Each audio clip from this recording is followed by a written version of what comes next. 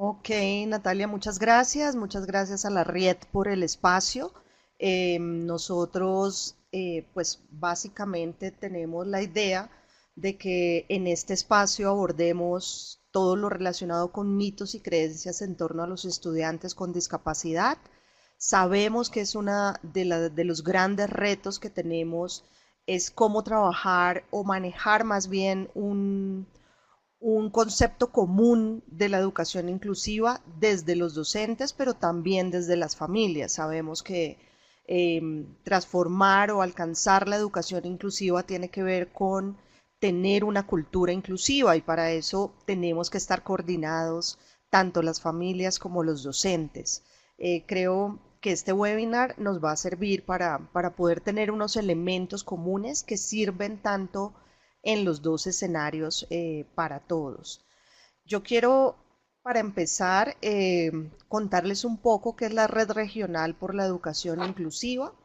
Nosotros somos una coalición de organizaciones que ya venimos hace un tiempo trabajando en alianza con RIET y somos una coalición de organizaciones que estamos desde 8 países: Argentina, Brasil, Chile, Colombia, Paraguay, Perú y Uruguay, y trabajamos por incidir políticamente para que los estados garanticen el derecho de todas las personas con y sin discapacidad a una educación inclusiva, guiados básicamente por el modelo de derechos humanos y el artículo 24 de la Convención de Derechos de las Naciones Unidas.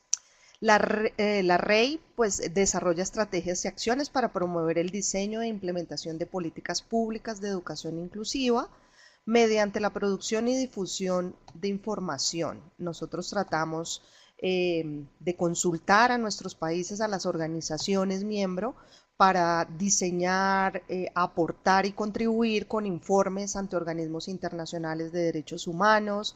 Hacemos campañas de sensibilización. Ahora mismo estamos diseñando una campaña que nos va, seguramente que todos la van a ver, la vamos a diseñar para trabajarla simultáneamente en todos los países. Hacemos presentación también de dictámenes ante casos tribunales nacionales e internacionales que nos lo solicitan. Presentamos amicus ante las cortes frente al derecho exclusivamente a la educación de las personas con discapacidad.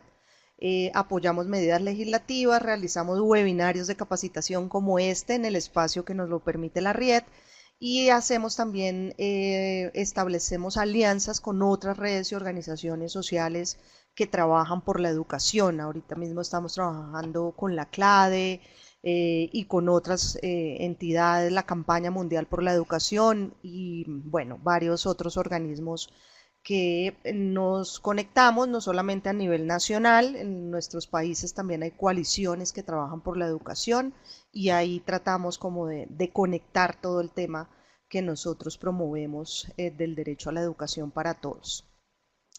Eso en resumen, yo creo que ya para ir empezando con nuestro tema, nosotros venimos pues construyendo el camino hacia la educación inclusiva, hemos llamado a esta parte, y que obviamente pues tiene un contexto y es que sabemos que más de 77 millones de niños se encuentran fuera de la escuela en general y que por lo menos 32 millones de ellos tienen discapacidad. Esto es datos de la UNESCO que nos dan. Sabemos que solamente el 35% de niños con discapacidad completan la educación primaria y la mayoría de niños con discapacidad no participan en la escuela con sus pares, es decir, en la escuela regular, y tampoco reciben los apoyos que necesitan. Esto es realmente lo que nos convoca. También sabemos que cuando hablamos de inclusión no estamos hablando exclusivamente de niños y niñas con discapacidad. Sabemos que históricamente hablar de exclusión tiene que ver con que hemos tenido muchos niños y niñas que siguen estando por fuera del sistema educativo, niños víctimas del conflicto, niños en poblaciones rurales que por falta de acceso a las escuelas no pueden llegar, por temas de religión, por género. Las niñas sabemos que tienen un impacto mucho más alto en la no asistencia a la escuela, y con discapacidad mucho más fuerte el impacto. Terminan muy pocas la educación media, entonces ahí tenemos un trabajo muy fuerte que hacer. La pobreza es otro factor que impide que los niños lleguen a la escuela y pues grupos étnicos, indígenas y hay muchos otros. Obviamente nosotros tenemos en nuestro lente el tema de los niños y las niñas con discapacidad y pues el mejoramiento del acceso a la educación para todos. Nuestra realidad, y esto lo sabemos no solo desde el sector educativo, sino lo sabemos también nosotros, los que trabajamos con organizaciones de familia y los que somos familia, sabemos que muchos niños no son registrados al nacer, niños con discapacidad que no son registrados al nacer, que están por fuera de cualquier registro nacional. Los datos que hemos encontrado de acceso a la educación son muy básicos. No encontramos unas fuentes de información importantes y creo que este es uno de los retos más grandes que tienen nuestros países, el tener datos confiables frente a quiénes son los niños y las niñas que están excluidos del sistema educativo. No son contados en los datos de los censos. Ahora mismo Colombia está desarrollando un censo nacional que hacía 13 años no se hacía y estamos encontrando con gran dificultad que las familias tampoco sabemos cuál es la discapacidad de nuestro hijo ni tenemos claro cómo los podemos registrar.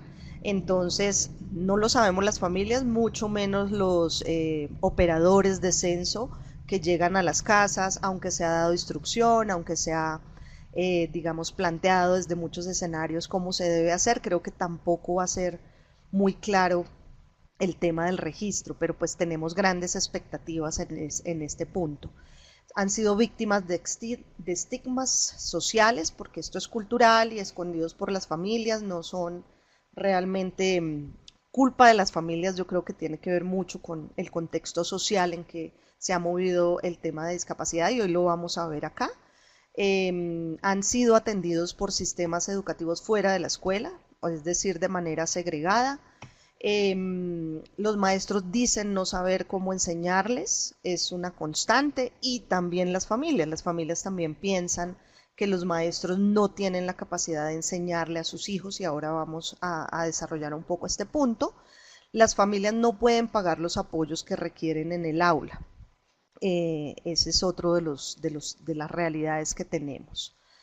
Entonces, para llegar a esta escuela siempre tenemos que pasar por obstáculos, eh, cómo lograr pertenecer, participar y aprender del entorno escolar y entender que pues todos tenemos derecho a ese espacio. Creo que es uno de los grandes retos. Porque excluimos, creo que estas tres líneas que siempre se han hablado sobre políticas, culturas y prácticas, que es lo que en sí mismo es un sistema educativo inclusivo, debe contar con políticas, culturas y prácticas que hacen que un sistema educativo sea inclusivo, pero nosotros encontramos que tenemos en nuestros países leyes fragmentadas, leyes, digamos, que hablan de educación especial, que, digamos, conducen a nuestros niños a modelos segregados por considerar que los colegios no están preparados ni listos para atenderlos. Esto no nos ayuda mucho.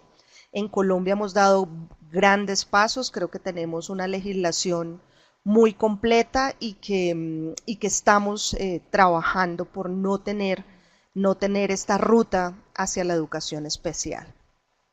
Hay creencias, actitudes, comunidades no inclusivas.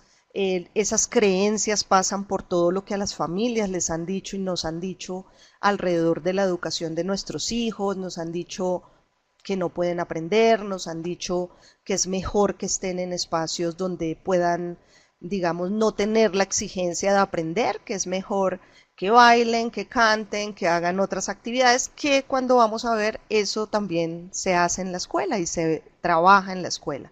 Pero hay como esa creencia y esos mitos alrededor de que no pueden ir al entorno con los demás.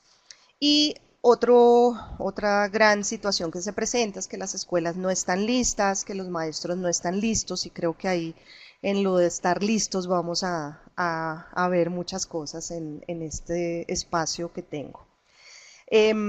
Nosotros hemos transitado por estos modelos, exclusión, integración e inclusión, ¿cierto? La exclusión pues es básicamente que los niños no pueden ir a la escuela con todos los demás. La integración tiene que ver con que hemos creído que el niño tenemos que intervenirlo a él, tenerle un sitio aparte o tenerlo en muchas actividades terapéuticas para que algún día pueda entrar en el sistema educativo.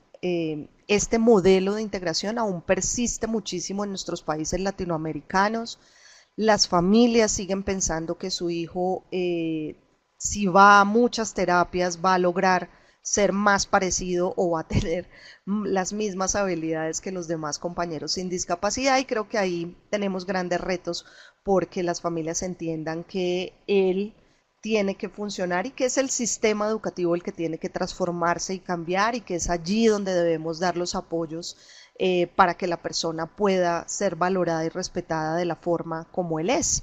Y entonces ahí tenemos otros grandes aprendizajes que hacer. No es una estrategia para encajar personas en los sistemas y estructuras de la sociedad, es transformar esos sistemas y estructuras para hacerlos mejor para todos. Entonces creo que aquí tenemos una tarea importante.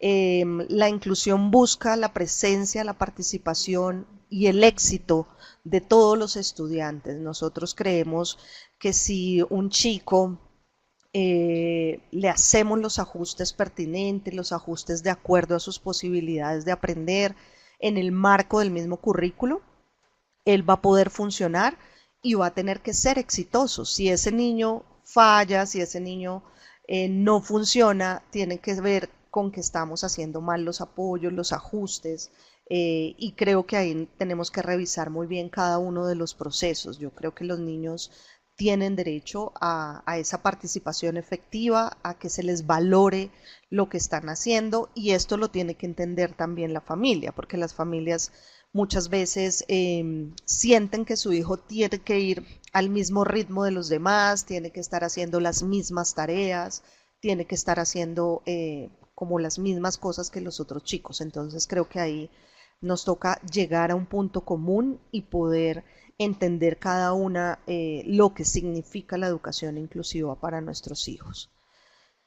Mm, yo siempre presento estos mitos, sobre todo cuando trabajamos con los maestros y con las familias, porque creo que aquí hay muchas cosas que nos tenemos que poner de acuerdo, tanto la escuela y los docentes y el entorno educativo como las familias. Nos han dicho muchas veces que los niños tienen que estar preparados. Este preparados tiene que ver con ese estar listos que les hablaba antes. Las familias esperan a veces mucho tiempo, el niño llega a los 8, 9 años en el preescolar porque todavía no está preparado para ir a la escuela, digamos, a la formación, digamos, de un proceso lectoescrito, y ahí ya hemos perdido mucho tiempo. Nosotros tenemos que respetar el estatus de edad de los niños, tenemos que ajustarnos de acuerdo pues a lo más posible a lo que están haciendo los otros niños en términos de contenido, pero nuestros hijos pues van a ir teniendo los apoyos que requieran en términos de sus necesidades puntuales. Entonces, este estar preparados es muy alineado y muy amarrado a ese modelo de integración, porque entonces dejamos, o otra práctica que también nos pasa mucho, es que dejamos repitiendo al niño. La repitencia escolar es un elemento que se da aquí. Entonces, si el niño no sabe leer, lo volvemos a dejar en primero. Y a veces son los mismos familiares los que dicen, no, no, no, yo lo veo que él no está todavía leyendo, mejor déjalo repitiendo primero, ¿sí? Y encontramos jóvenes ya de 14, de 13, 14 años en primero porque todavía no está adquiriendo, digamos, con exactitud todas las competencias que tienen los niños de primero, y creo que ahí es donde tenemos que ir a los elementos de los apoyos, irnos al tema de todos los ajustes que tenemos que hacer, y el niño debe tener un elemento fundamental en los procesos de educación que son para todos los niños, y es pertenecer a un grupo. Yo nunca voy a pertenecer a un grupo si tengo que repetir infinidad de veces y no ir en todo mi proceso escolar con el mismo grupo. Entonces creo que las redes y todo lo que se consolida cuando yo me mantengo en un escenario con los mismos compañeros es un elemento potenciador de la educación inclusiva. Hemos dicho también que las prácticas médicas son más importantes que las pedagógicas. Mucho de lo que pasa es que las familias, por sugerencia a veces de los mismos profesionales y de los mismos docentes, sacan a los niños del entorno escolar para llevarlo a terapias. Entonces, hoy sabemos que el sistema de salud tiene también que transformarse, tiene que ajustarse y no puede interferir la dinámica escolar con su dinámica de apoyos en el entorno de salud. Entonces ahí tenemos que trabajar para que los niños no sean excluidos o el tema de salud no se convierta en una barrera para el acceso y la permanencia en el entorno escolar. Que los profesionales saben mejor que los padres. A veces las familias no nos sentimos seguras y esto es muy importante que lo reconozcamos. Somos las familias quienes mejor reconocemos las habilidades de nuestros hijos y sabemos cómo explicarle, cómo dialogar con un maestro con confianza. A veces las familias preferimos que sean los psicólogos o los terapeutas quienes vengan a hablar con nuestros maestros y creo que ahí tenemos que hacer un diálogo mucho más tranquilo, mucho más confiado en todo lo que tiene que ver. Justificación en creencias, que es lo mejor para ellos. En esto de la justificación, mira, yo no lo puedo tener en este colegio, creo que es mejor que él esté con niños igual que él. Esta es una justificación no válida. Yo creo que nosotros tenemos que entender que el derecho de los niños y las niñas es a crecer juntos y por eso pues no es una justificación válida para nosotros, eso es discriminación. La educación inclusiva, que la educación inclusiva tiene que ver solo con la discapacidad, yo creo que eso ya desde el principio les conté. Nosotros creemos profundamente que la educación inclusiva tiene que ver con una mejor educación para todos, con que todos los niños, sin importar sus características individuales, puedan acceder a la educación. Entonces no es porque a veces los docentes tienden digamos, a creer mucho, no, es que la inclusión, los niños incluidos son los niños con discapacidad. Y no, los niños incluidos no existen, necesitamos es abrir espacios y tener una mejor educación para todos. Las escuelas proporcionan solamente, bueno, esto ya tiene que ver mucho con el tema de los expertos, de los maestros especiales, de las terapeutas. Hay mucho de esto. Nosotros hoy sabemos que los maestros de educación especial pueden ser un apoyo en el entorno escolar para los docentes y que los terapeutas tienen unas funciones también muy desde el sector salud, desde las habilidades de los niños y las niñas. Y bueno, es ahí donde tenemos que estar muy alineados sin desequilibrar, o sea, porque a veces las familias dicen, no, es que ese colegio es malo porque allá no hay terapeutas y resulta que en el entorno escolar no tienen que haber terapeutas, están en los colegios, perdón, en el sector salud y no tienen por qué estar en el colegio tienen que haber docentes, docentes de apoyo, personal que pedagógicamente pueda aportarle a nuestros niños. Em, Otro mito es que las escuelas proporcionan solamente aprendizajes académicos. La riqueza del entorno escolar para nosotros es muy grande, tiene que ver con socialización, con habilidades para la vida, con saber enfrentar nuestros fracasos, nuestros miedos, nuestras situaciones de socialización con otras personas. Y esto es muy poderoso para las habilidades de cualquier niño o niña en su vida futura y no es distinto para los niños y niñas con discapacidad. Y el último, que ya lo había hablado, la repitencia escolar ayuda a nivelarlos con los demás. Nosotros no hablamos de nivelación ni creemos que el tema de la repitencia sea importante. Em, Obviamente la repitencia sí, solo sí, si el niño pasó una determinada cantidad de tiempo fuera del sistema escolar por cualquier situación, inclusive ni siquiera nosotros también podemos pensar que hay formas de llegar a los niños que tienen una situación de salud con otros mecanismos a nivel virtual o a nivel para que no se atrase y para que pueda, digamos, cumplir con algunas cosas y pues puede ser una cosa muy excepcional llegar a la repitencia escolar. Los modelos de educación, entonces, yo creo que ahí nos debatimos en entender esto que pues tanto las familias como los docentes tenemos que manejar, y es que hemos mantenido un sistema educativo tradicional, centrado en el estudiante, es el estudiante el que puede o no puede. la evaluación de expertos, el perfil del diagnóstico. Siempre estamos como en esa escuela tradicional buscando estos elementos, un programa para el estudiante, una asignación a un programa por sus características individuales.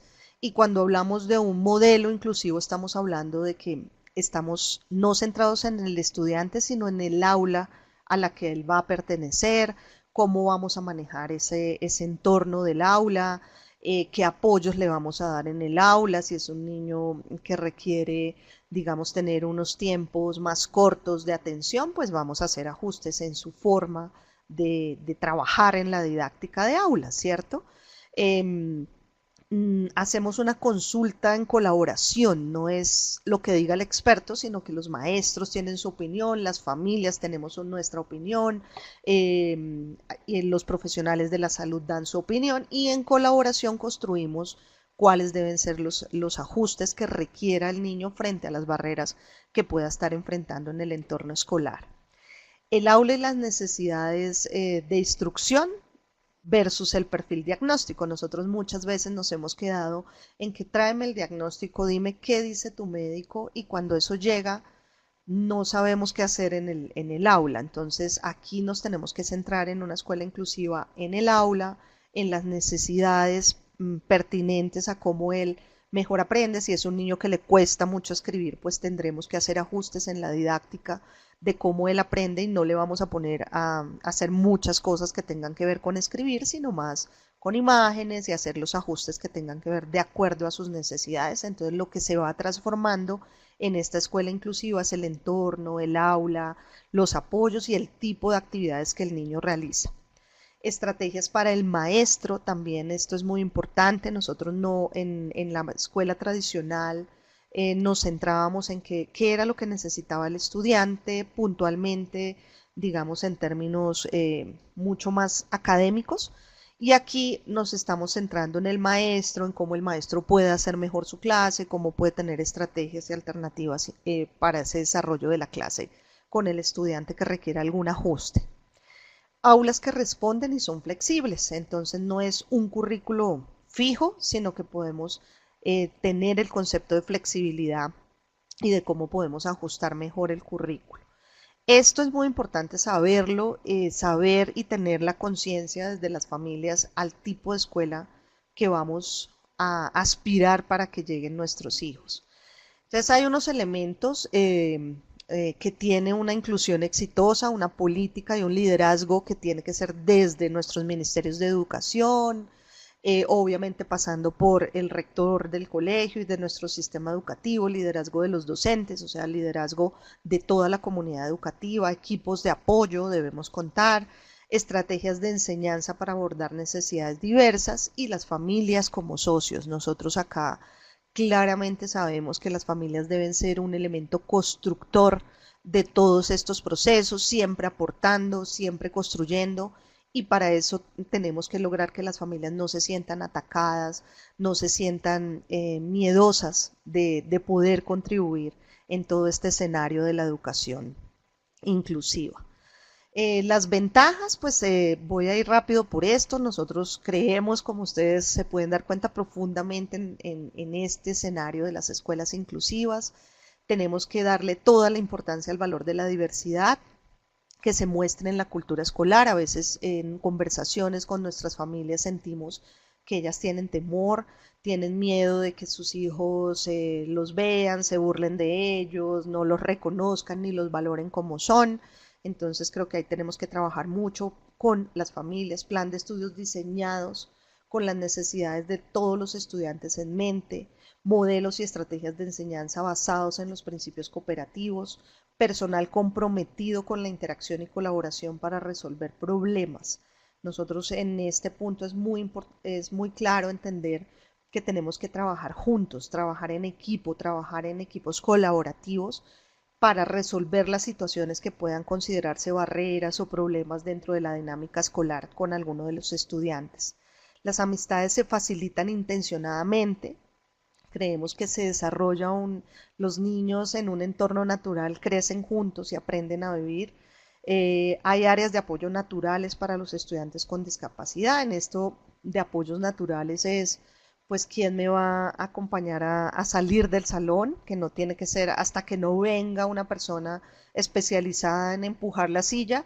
No, los compañeros también se vuelven unos apoyos naturales y muy comprometidos con sus compañeros que requieren o que tienen alguna necesidad importante. Necesitamos unos maestros con una actitud comprometida, con una aceptación por parte de las comunidades educativas, tener esa tranquilidad de que no somos un problema. Yo creo que se ha generalizado mucho ese concepto de que el niño que tiene algún reto importante es un problema y resulta que no, tenemos que mirar cuáles son esas situaciones y cómo podemos soportar y apoyar todos, dar los soportes y ajustes necesarios, trabajar en equipo, respetar la diversidad, encontrar las fortalezas y no las dificultades.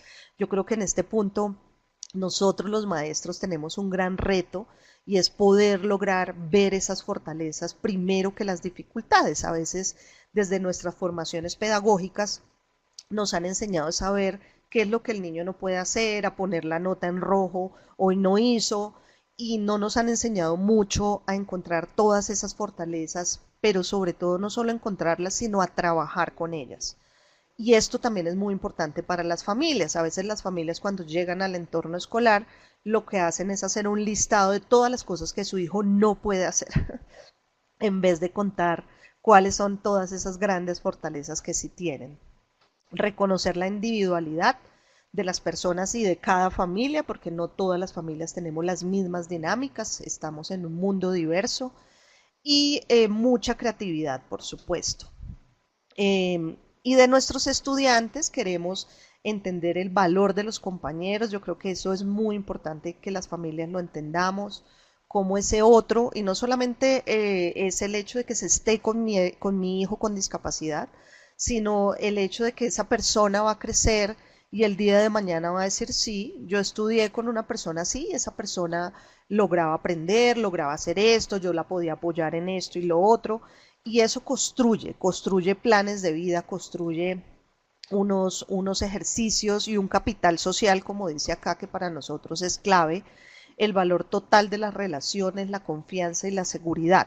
El capital social es todo eso que hoy tenemos nosotros, poder llamar a mi amiga del colegio, poder ir a pedir un trabajo, porque es que uno de mis compañeros de universidad ya hoy está ocupando un cargo en un lugar importante y me conoció. Y esto se lo hemos negado muchísimo a las personas con discapacidad que hoy están reclamando unos espacios de vida en la comunidad y de empleo y de otros ejercicios, y a veces nadie sabe quiénes son y volvemos a enfrentar todo este tema del miedo, el susto al que no los conocemos, a que si serán capaces o no, y esto se hubiera podido resolver construyendo capital social en la escuela. Y bueno, todo esto aporta, los estudiantes también aportan muchísimo a la solución de problemas.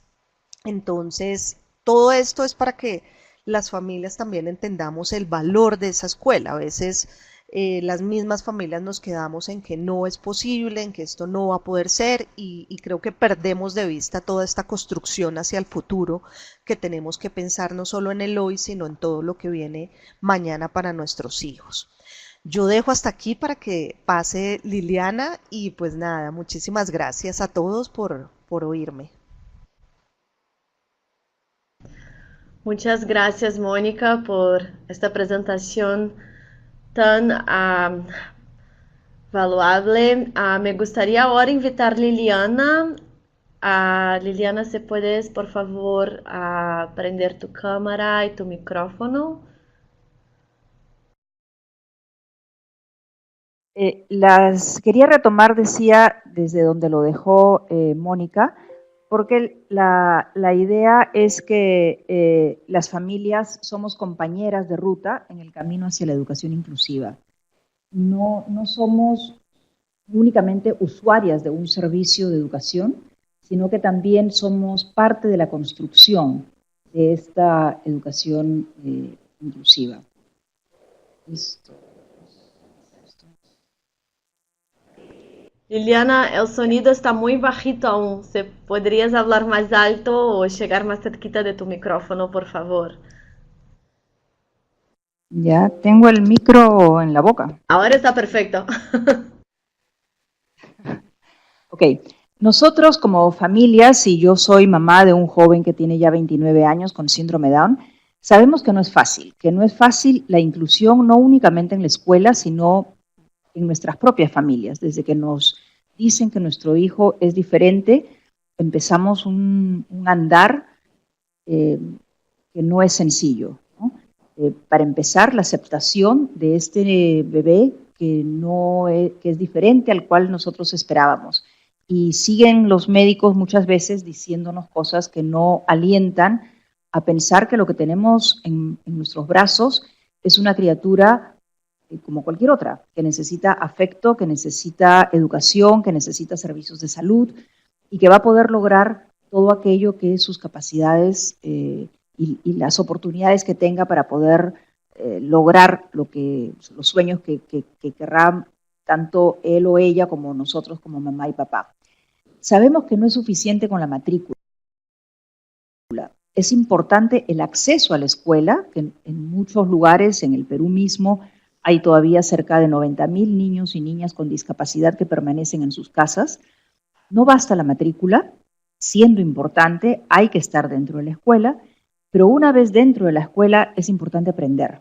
Y es importante aprender no únicamente contenidos académicos y cognitivos, es importante aprender a vivir en sociedad, a tener amistades, a confiar en la propia capacidad de tener autoestima, eh, tener redes de apoyo, de amistad, gente con la cual podamos salir a jugar, gente con la cual podamos ir al parque, con la que podamos compartir alegrías y frustraciones. Y que no es solamente aprender, digamos, a leer, escribir, matemáticas, siendo ese aprendizaje sumamente importante. Las familias sabemos que hay barreras que van más allá de las barreras arquitectónicas y de las dificultades de acceso. Las dificultades de acceso muchas veces se piensa que son solamente vinculadas estrictamente a la escuela, y las familias sabemos que hay dificultades en el transporte, en las propias aulas, en los baños. Hay dificultades para el acceso al patio de recreo, a los libros, a los materiales, a las bibliotecas. Es decir, hay una serie de barreras que muchas veces no son tomadas en cuenta al momento de pensar en la inclusión en las escuelas.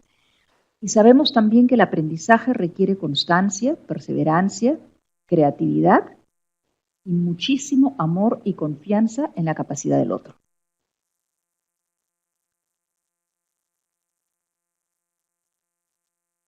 Las familias también sabemos que muchas veces nuestros hijos son excluidos del sistema educativo, no solamente de las escuelas regulares, también de las escuelas especiales. En el Perú hay como 17,000 niños y niñas que están en las escuelas especiales y cerca de 75,000 que van a los colegios regulares.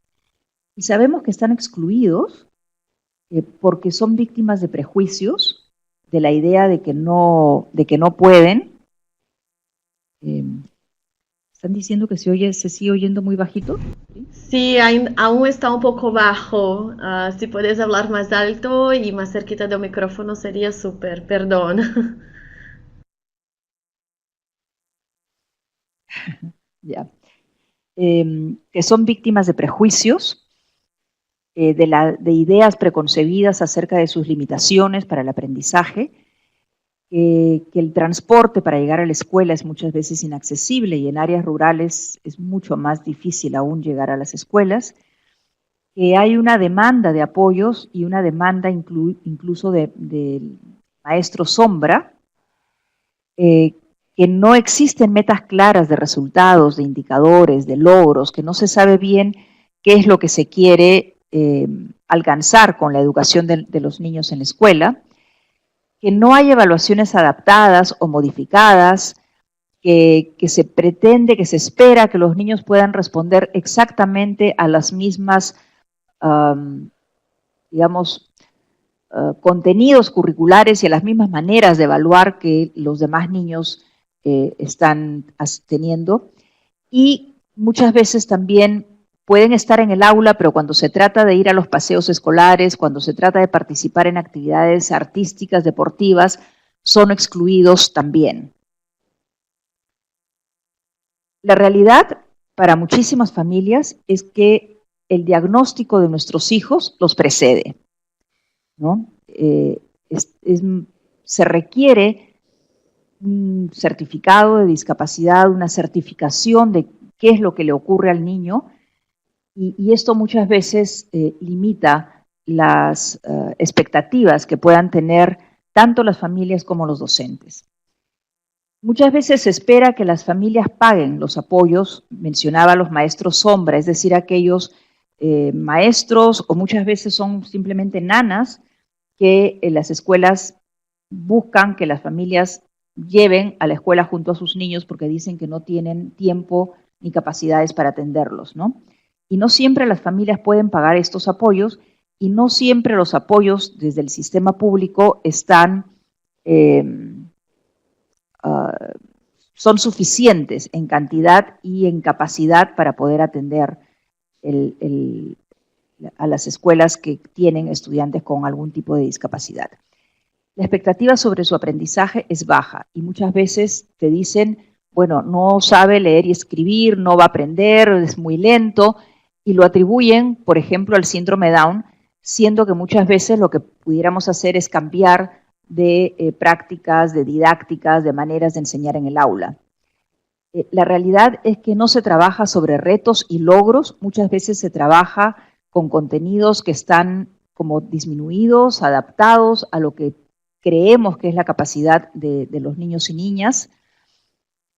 Muchas veces, y nos llegan muchas demandas, muchas quejas de las familias diciendo que los niños en la escuela lo que hacen es pintar, hacer plastilina y que no tienen mayores estímulos para aprender, que están sentados en un rincón. Se suele valorar más las terapias que los aprendizajes en el aula, junto con los demás compañeros. El lenguaje es social y muchas veces se le da más importancia, por ejemplo, a lo que son terapias de lenguaje y no al aprendizaje del lenguaje socializando con los compañeros y las compañeras en los colegios. Y muchas veces se piensa que las familias, que las escuelas nos hacen un favor al aceptar a nuestros hijos y que la responsabilidad de su aprendizaje es enteramente nuestra. Cuando a las familias nos dicen que nuestro bebé ha nacido diferente o que ha adquirido una discapacidad a lo largo de su vida, lo primero que hacemos las familias es buscar información. Pedimos apoyo, pedimos guía, buscamos acompañamiento, queremos saber qué es lo que pasa. Queremos aprender todo para lograr que nuestros hijos salgan adelante, que es un poco la frase que se suele decir, ¿no? Y desde nuestras casas y nuestras familias desarrollamos adecuaciones, modificamos, somos creativos, somos flexibles, estamos dispuestos a probar siempre cosas nuevas, maneras nuevas. Si lo que yo enseñaba de una cierta forma no está teniendo efecto, busco otras rutas para que nuestros hijos y nuestras hijas puedan aprender. Y nos preocupamos por su futuro. Nos preocupamos qué será de nuestros hijos cuando nosotros no estemos. Y creo que lo que dice aquí la lámina es algo que las familias esperamos que los docentes también hagan. Que cuando sepan que van a tener un estudiante con algún tipo de discapacidad en su aula, también busquen información, también busquen apoyo, también busquen guía y acompañamiento, que quieran aprender todo lo que sea necesario para que todos esos estudiantes salgan adelante, que desarrollen adecuaciones, modificaciones, que sean creativos, que sean flexibles y que se preocupen por el futuro. Las familias también queremos ser vistas como recursos. Muchas veces tenemos una etiqueta de conflictivas porque siempre estamos pidiendo, demandando, solicitando, muchas veces casi mendigando, que se preste atención a nuestros hijos, que nuestros hijos quieren aprender, que necesitan aprender, por ejemplo, a leer y escribir. Y muchas veces las respuestas son como que tu hijo tiene síndrome Down, parecería que no lo sabes, no te has dado cuenta, y terminamos siendo tildadas de conflictivas, cuando en realidad lo que estamos siendo es defensoras de los derechos de nuestros hijos, ¿no? Y las familias somos un recurso porque, ya lo decía Mónica, los conocemos mejor que nadie, sabemos cuáles son sus fortalezas y cuáles son sus debilidades, sabemos cómo aprender mejor, y las familias también requerimos acompañamiento, y no nos gusta sentirnos un estorbo, ¿no? Acompañamiento porque muchas veces también, no es que las familias sepamos todo, necesitamos que nos acompañen en nuestras propias frustraciones, que nos den pautas acerca de cómo trabajar en casa para apoyar el aprendizaje y la escolaridad de nuestros hijos. Hay una frase que a mí me gusta mucho y es que para bailar tango se requiere dos. En realidad para bailar se requiere dos personas, ¿no? Sobre todo cuando hay una coreografía, cuando se requiere un acompasamiento de ritmos, como es el caso del tango, para poder bailarlo bien.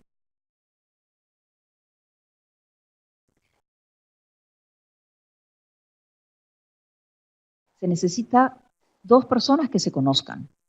Se necesita confiar en la pareja. Se requiere respetar las habilidades del otro. Se requiere conocer el espacio en el que nos vamos a mover, el tamaño del área, que no haya obstáculos en el piso, que el piso esté parejo, nos apoyamos mutuamente para poder bailar y requerimos trabajar juntos hasta lograr el paso y poder seguir danzando, mejorando y elaborando coreografías. Hay un tema que yo, una palabra, una frase que escuché el otro día y que se refiere a procesos de acogida. Estos procesos de acogida significa que los estudiantes y las familias no llegamos como en paracaídas a las escuelas. Necesitamos conocer la escuela necesita conocer a la familia, se requiere conocer quiénes son esos estudiantes que están entrando a la escuela y se requiere preparar el entorno. Saber que no hayan barreras arquitectónicas, barreras de información, que los patios de recreo sean seguros, que el acceso a los baños sea el adecuado, diseñar la bienvenida. Diseñar la bienvenida es como cuando tenemos invitados a casa y queremos que se sientan cómodos, que sientan que esta también es su casa, que son parte de ella y que el aprendizaje se construye en comunidad. Y por lo tanto, todos los actores que participan en la educación, sean docentes, familias, estudiantes, el personal de apoyo, el personal de limpieza, todos sean parte de esta comunidad educativa para el aprendizaje. Estos procesos de acogida deben tomar en cuenta cómo llegar al éxito. ¿Qué significa? ¿Qué vamos a hacer para lograr que esto sea exitoso? ¿Y cómo vamos a hacer para prevenir posibles rechazos? Porque somos claros en que no todo es un paraíso, hay dificultades, pero los obstáculos se pueden sobrellevar mejor cuando sabemos cuáles son, dónde están y cómo los podemos prevenir y dejar de lado para que sean oportunidades y dejen de ser dificultades y barreras. Y estos procesos de acogida se dirigen tanto a los que llegan, que pueden ser los estudiantes, las familias, mismos profesores que no han estado antes, como los que reciben, es decir, aquellos profesores que están en el colegio, aquellos directores, los estudiantes que ya están en el aula, ¿no? Requieren que sepan quién es este compañero, esta compañera que desde ahora nos va a acompañar. Y en este proceso de acogida y en este planificar el éxito y poder dejar fuera los obstáculos y las barreras, es importante conocer las historias de vida. Y esto vale para todos los estudiantes, no solamente los estudiantes con algún tipo de discapacidad. ¿Quién es el estudiante que tenemos delante? ¿Qué sueños tiene? ¿De dónde viene? ¿Qué hace en su casa? ¿Cómo vive? ¿Qué futuro? ¿Qué expectativas hay? ¿No? Necesitamos compartir los sueños, compartir las expectativas, compartir lo que la familia espera, lo que los estudiantes quieren, ¿no? Y lo que los docentes tienen como expectativas, lo que los docentes también quieren compartir, sus propios sueños, sus propias dudas. Y necesitamos escuchar las voces. ¿Cuáles son, qué es lo que quieren las familias, qué es lo que quieren los estudiantes, qué es lo que quieren los docentes? Y que todos estemos dispuestos a construir algo en colaboración, de manera conjunta.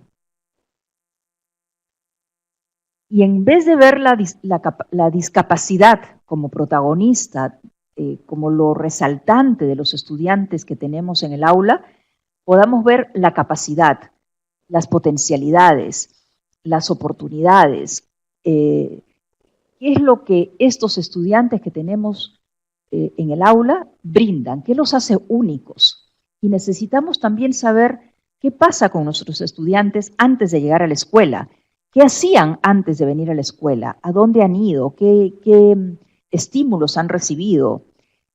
Requerimos también identificar apoyos, poder crear una red de apoyos, tanto naturales, es decir, los compañeros de aula, por ejemplo, como apoyos específicos, ¿no? Que pudieran ser alguien que pueda apoyar, por ejemplo, y mismo los docentes de educación especial, para aprendizajes concretos, ¿no? Los apoyos no son únicamente, como suelen pensarse muchas veces, que están ahí para acompañar tipo sombra a los estudiantes con discapacidad y que estos apoyos sean los responsables del aprendizaje, ¿no?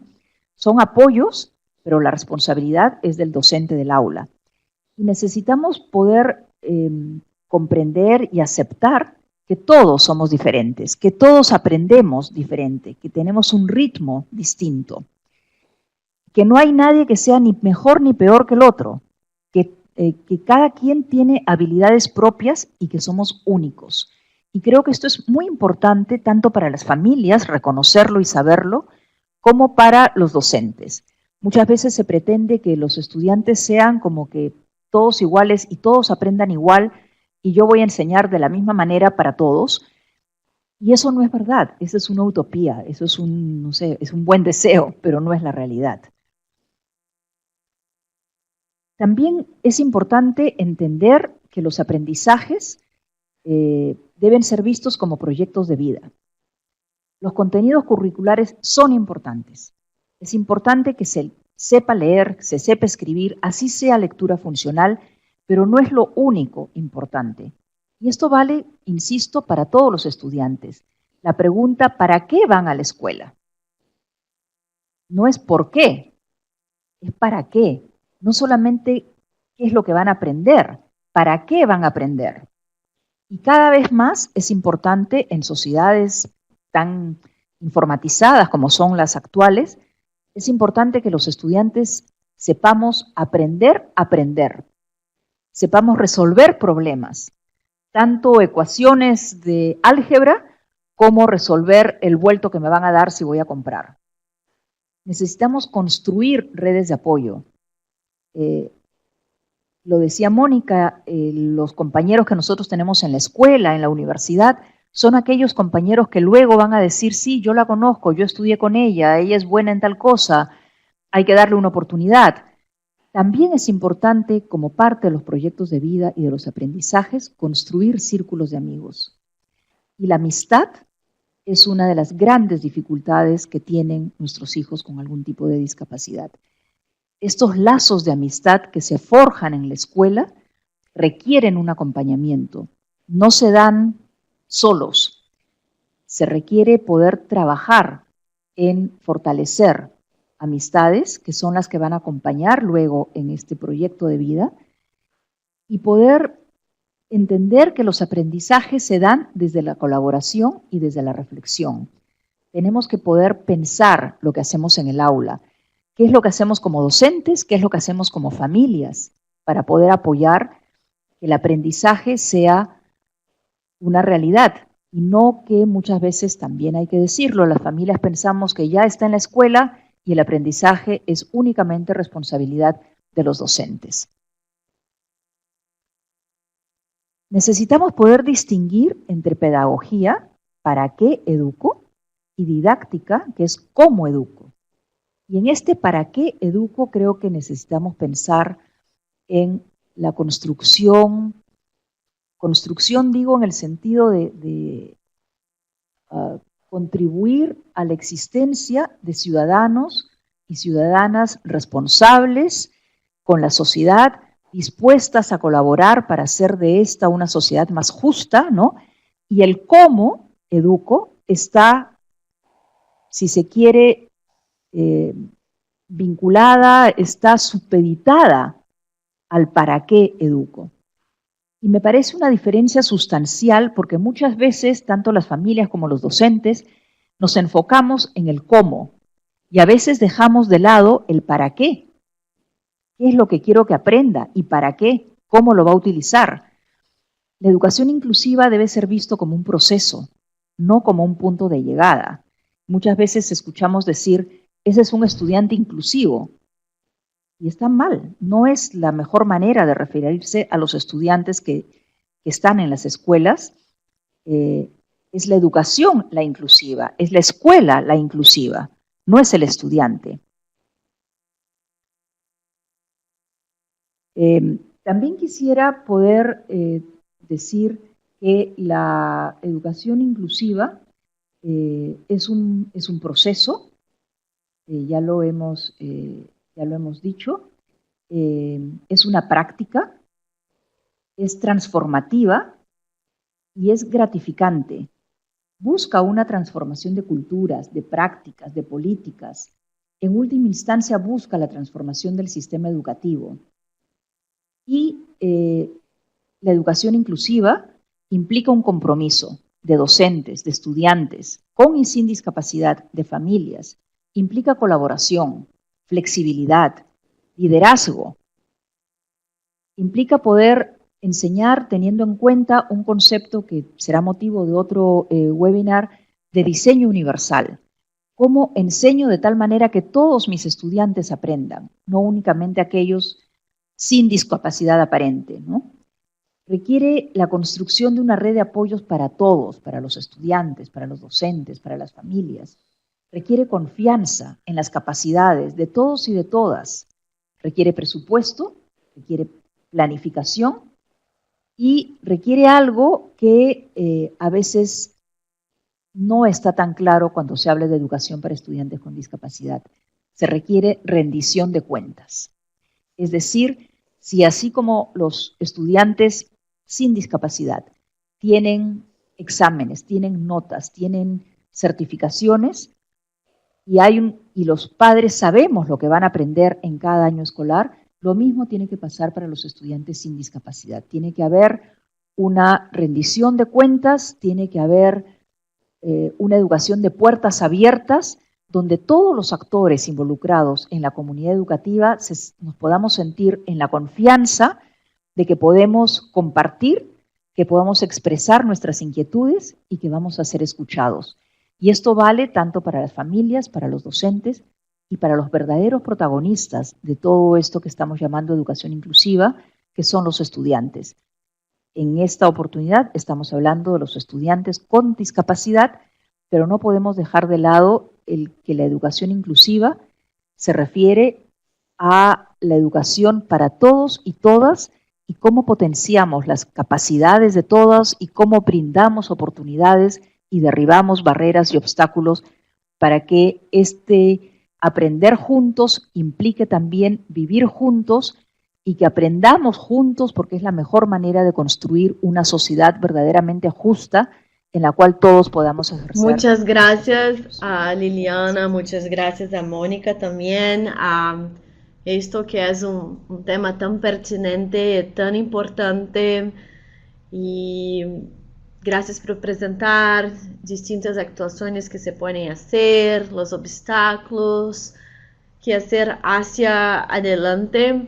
Y ahora me gustaría abrir para preguntas. Entonces, a ustedes, yo vi que escribieron preguntas a lo largo de las presentaciones, pero se pueden escribirlas otra vez. Y por favor, indicando quién les gustaría que contestara las preguntas. Mónica, si quieres tener tu cámara también ahora prendida, puedes ponerla y van a estar las dos con la cámara. Y entonces las preguntas van a aparecer en el chat y estamos aguardando. Natalia, yo tomé algunas de las que estaban escritas ahorita. Perfecto, Si entonces quieres. Mónica, si quieres empezar con una, quizás. Bueno, había una pregunta sobre cómo fue el proceso de transformación hacia la educación inclusiva. O sea, me imagino que la persona que pregunta quería saber cómo iniciamos en estos países donde ya llevamos un avance Y yo creo que todo tiene que ver con, primero, una movilización social, la exigibilidad de algunas personas con discapacidad primero, de sus familias, de exigir el derecho a la educación, movilizan y se acompañan de leyes, ¿no? En Colombia en estos 10 últimos años ha sido muy poderoso tener ratificada la Convención sobre los Derechos de las Personas con Discapacidad, y esa convención creo que la mayoría de nuestros países en Latinoamérica la tienen ratificada. Y ahí, digamos que en estos últimos años, a la luz de esa convención, se expidió una nueva norma y un nuevo decreto. Entonces ahí, digamos, son instrumentos legales que nos ayudan a que esto se movilice. Obviamente, aunque tengamos legislación, no quiere decir que ya todo esté andando. Hemos dado pasos importantes, creo yo, se han establecido presupuestos para el mejoramiento de la calidad de la educación, para establecer apoyos, sobre todo en la educación pública, pero pues el lineamiento legal y legislativo les sirve tanto a la educación pública como privada. Entonces creo que ahí eso sí ha sido importante también todo el trabajo desde las organizaciones sociales de exigibilidad del derecho, y así creo que es la forma como se inicia todo este proceso, que esté andando, que todavía nos toque trabajar mucho en el conocimiento que debemos todos tener sobre qué es y qué no es la educación inclusiva, pues es el proceso que también nos hablaba Liliana, o sea que vamos dando pasos, pero creo que, y eso no empezó tampoco con la convención en Colombia, y creo que todos nuestros países saben que todo esto empezó con la Declaración de Salamanca en 1994, que fue el primer instrumento, digamos, internacional que empezó a hablar del derecho de la educación de los niños y niñas con discapacidad, y que ya luego han venido pues otros ejercicios, eh, digamos, legales hablando del derecho a la educación para todos, y hoy tenemos otro instrumento muy potente que son los Objetivos de Desarrollo Sostenible, que en el objetivo 4 pues nos habla del derecho a que los países establezcan mecanismos que reduzcan brechas en términos del acceso a la educación de todos y no dejar a nadie atrás. Entonces todos esos instrumentos nos sirven para movilizar temas. Esa era una de las... Bueno, tenemos acá una pregunta de Elizabeth. ¿Cómo atender estudiantes con discapacidad visual total en matemáticas en educación media o en áreas prácticas? No sé, Lili. Bueno, yo si quieren, pues ustedes saben que en el tema de apoyos y herramientas, los educadores y las facultades de educación han tenido una línea que se llama tiflología, que son herramientas para la enseñanza de personas con discapacidad visual. Entre esas, pues hay muchos recursos. Los niños en matemáticas empiezan a utilizar desde muy chiquitos el ábaco, se hace como una serie de estrategias muy puntuales para trabajar la matemática con ellos, pero ya hay desarrollos importantes igual en la tecnología. Pero obviamente pues ahí es donde nosotros entramos con el tema de el apoyo que requiere el maestro en cómo hacer esas actividades. Ahí es donde entramos a apoyar al docente con estos expertos, digamos, no me gusta llamarlos expertos, sino con estos docentes de apoyo que tienen más herramientas o que conocen de estas herramientas para poderlos apoyar.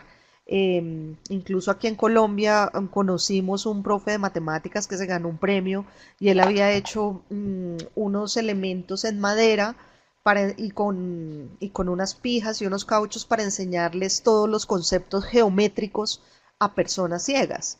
Y eso salió de la iniciativa y la creatividad de un docente. Y obviamente lo que veíamos es que esa creatividad y esos implementos que él creó les servían también a los estudiantes sin discapacidad, que es el reto del diseño universal, de poder hacer cosas que nos sirvan a todos.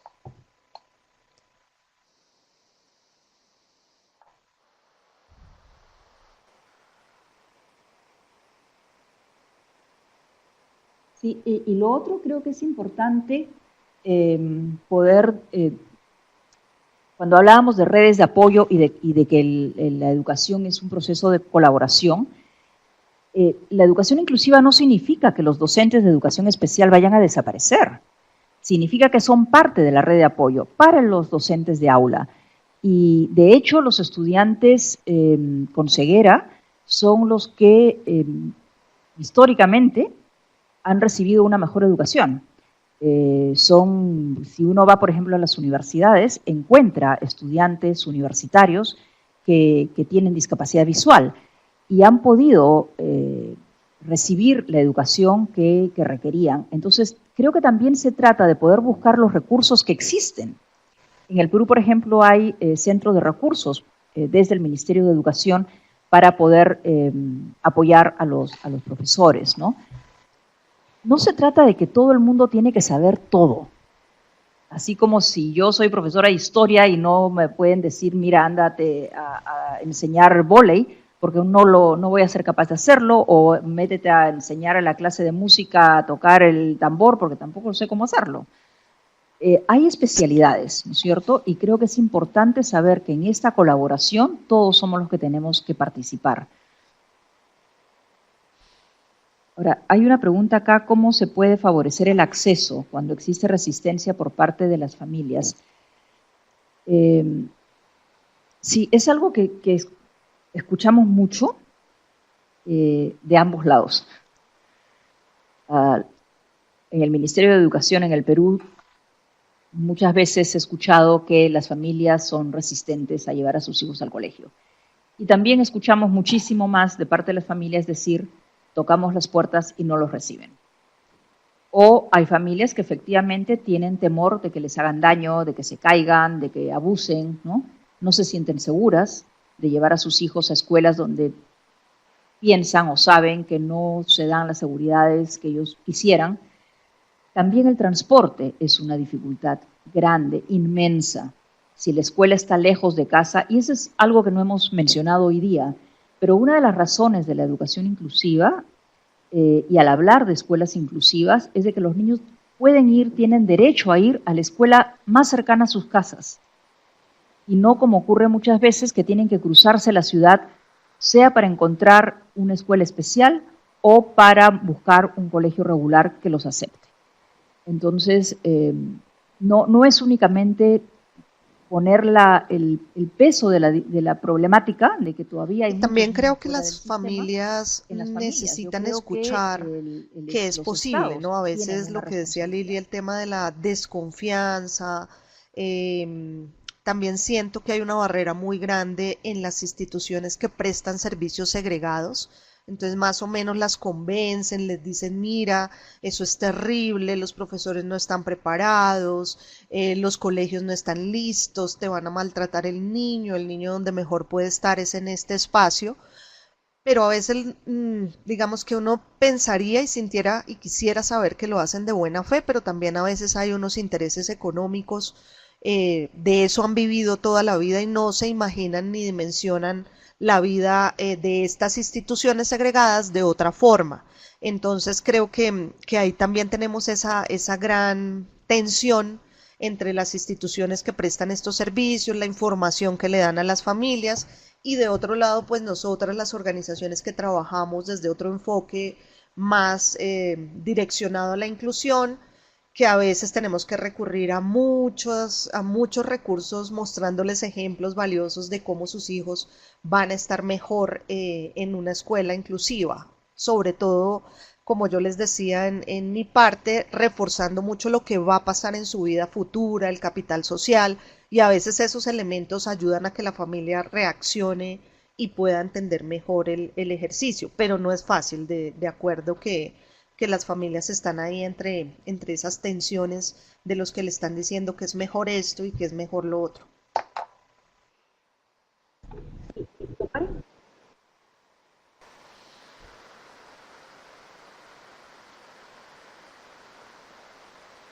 Sí, y tomar en cuenta también que siguen diciendo, ¿no? Yo podría decir, me dijeron a mí, Daniel tiene 29 años, pero los testimonios que recibimos es que le siguen diciendo a las familias, tu hijo no va a poder. Y lo otro, que creo que también es importante, por lo menos en el Perú, ¿cuál es la ruta de llegada a la escuela? ¿No? ¿Cómo entras? Si en el Perú hay una cosa que a mí me parece un poco perversa, y es que los niños a los 3 años deben tener una certificación de la discapacidad que diga si tiene discapacidad severa, leve o moderada. Y los que tienen discapacidad leve y moderada van a la escuela regular y los que tienen severa van a la especial. Pero aquellos que han ido a los escasos programas de estimulación temprana existentes, se les dice que tienen que ir a la escuela especial y ahí verán si es que si pasa o no a la escuela regular. Yo creo que las rutas de acceso tienen que estar claramente delimitadas, con políticas claras. Creo que las organizaciones de personas con alguna discapacidad necesitamos ser también responsables respecto de nuestras prácticas y poder empoderar a las familias, ¿no? No es fácil cuando a una persona, a una mamá, a un papá le dicen, tu hijo no puede, tu hijo tiene que ir a este sitio, no va a poder asistir al otro. Tú le crees. Si te lo dice el médico, tú le crees. Si te lo dice el sistema, la profesora, se le suele creer. Las familias que estamos peleando porque esto cambie, necesitamos empoderar a más familias y hacer, yo le llamo una masa crítica. Si tenemos una masa crítica de docentes, de familias, de los propios estudiantes, diciendo queremos estudiar juntos, y no solamente queremos, Mónica mencionaba los objetivos para el desarrollo sostenible, si queremos cerrar las brechas de la exclusión, la única manera es que todos los estudiantes estudien juntos, porque no hay tantos colegios de educación especial como para poder recibir a los estudiantes. Entonces, solamente para garantizar el ejercicio del derecho a la educación, tienen que aquí ser hay una pregunta que me hacen directamente sobre si dentro del marco del diseño universal crear un PIAR, y pues aquí tenemos personas de diferentes países. En Colombia, el decreto que nosotros tenemos que estableció los lineamientos para la atención o la atención de los niños con discapacidad, que es muy nuevo, salió el año pasado, estableció una herramienta que se llaman los planes individuales de ajustes razonables. Esos planes individuales de ajustes razonables, que por ahí también vi antes otra pregunta, nos decían o se planteaban que si no era retroceder un poco al modelo donde nos centrábamos en las dificultades del niño y en donde nos centrábamos en determinar cuáles eran sus características individuales, precisando pues dentro del marco del estudiante. Pero yo he estado en todo el proceso de creación de los PIAR. Yo creo que sí es una herramienta, digamos, de manejo un poco complicado dentro del entorno escolar, por el mismo hecho de que nuestros maestros, nuestros docentes siempre se han centrado en las deficiencias, o sea, creen que poner en el plan individual de ajustes razonables es poner las deficiencias del niño, pero sé que de fondo el instrumento se creó para establecer eso que hablaba Liliana de cómo podíamos conocer el niño, darle esa acogida inicial y poder saber cuáles son los apoyos que requeriría, pero sobre todo poder saber qué ajustes puntualmente necesitaría dentro de su contexto académico, pero sin desconocer o muy pegados más bien al currículo del curso donde está el niño. Digamos que la diferencia de los planes individuales en relación a lo que llamábamos antes planes individuales también es que este no está, digamos, centrado en las deficiencias del niño, sino en los ajustes que tenemos que hacer, en las barreras que tenemos que establecer. Y entiendo que el ministerio lo que quería era tener como un instrumento que les sirviera para darle un seguimiento a ese progreso del niño dentro del currículo, porque a veces nos quedamos solamente en que llegamos a un colegio o el niño pasa o transita de un grado a otro y los maestros no le saben dar razón al maestro del siguiente curso de qué fue lo que el niño logró, de qué fue lo que el niño ya se le trabajó y alcanzó. Entonces es como dentro de ese marco de acción que se establecieron los PIAR. Sabemos que hay que hacer todo un trabajo de desmonte de esa mirada clínica. Los PIAR o los planes individuales, que también había otra pregunta sobre niños que tienen otras dificultades de aprendizaje, también se le pueden, digamos, establecer ajustes. Yo creo que aquí el tema es cómo vemos esa mirada y ese ajuste o flexibilización que requiere cualquier niño, no solo el niño con discapacidad, sino cualquier niño. El niño que tiene dislexia, tenemos que hacerle ajustes en que sus pruebas seguramente no tienen que ser escritas, tendrán que ser orales, exposiciones orales, y eso lo puedo dejar consignado para que el profesor que viene el próximo año, digamos, tenga un seguimiento de esa acción puntual. Entonces, ese, digamos, fue el propósito del PIAR. Sé que los maestros les está costando, llevamos apenas 6 meses lleva el Ministerio de Implementación del decreto, y les está costando desmontarse del diagnóstico, o sea, porque lo que están buscando es poner ahí, este niño no sabe, no lo lee, no escribe, no hace, pero es por la concepción que hay en el ejercicio. Obviamente, y con expertos aquí en Colombia hemos hablado de los riesgos que tendría la utilización del PIAR, del Plan Individual de Ajustes Razonables, aunque hay ejemplos y les hemos mostrado que es dentro del currículo, dentro de lo que se hace con todos los niños, les cuesta, además porque ahí lo que les está costando es la didáctica, ¿sí? Cómo poder plantear unas actividades alternativas para el estudiante que no lee, ¿cierto? Pero que sin embargo puede aprender ciencias y puede aprender los temas de ciencias, así no lea. Pero eso les cuesta mucho, o nos cuesta mucho a los docentes poder entender que lo que yo tengo que variar es la didáctica, y eso es lo que queremos hacer ahí. Otro tema delicado de los planes individuales es la dificultad que tenemos los docentes de planear en general. O sea, nos cuesta planear. Tenemos unos objetivos generales, sabemos lo que vamos a hacer en la clase, pero nos cuesta sentarnos a pensar en todos nuestros estudiantes, en las intenciones que vamos a tener con cada una de las actividades que diseñamos y cómo esas actividades van a servir para todos nuestros estudiantes.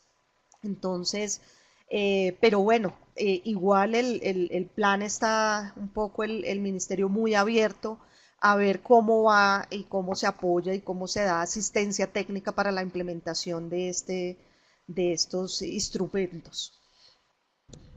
Me gustaría agradecer muchísimo a Mónica y Liliana. Desafortunadamente ya no tenemos más tiempo de continuar. Yo sé que tenemos muchas preguntas aún. Tuvimos un pico de 80 participantes en este webinar, o sea que demuestra que es un tema pertinente, donde todos están muy interesados. Sin embargo, me gustaría avisar a todos ustedes que están conectados que todo material utilizado en este webinar va a estar compartido en el grupo Educación para la Inclusión de nuestra comunidad virtual. El enlace para el grupo está en la pantalla, riedeamericas.net /grupo Educación para la Inclusión. Esta es nuestra comunidad virtual. Si ustedes no hacen parte aún, pueden suscribirse. Es gratuita. Tenemos más de 27,000 docentes de todas las Américas participando. Y de hecho en este grupo pueden continuar la discusión con sus preguntas y compartiendo documentos y otros materiales. Una vez más me gustaría agradecer muchísimo a Mónica y Liliana por estar acá con nosotros hoy. Siempre un placer. Y a todos ustedes. De nada. Y a todos ustedes, quédense conectados para más webinars y para que participen siempre. También estaremos enviando un correo con el enlace para la grabación de YouTube. Muchas gracias a todos. Bueno, gracias.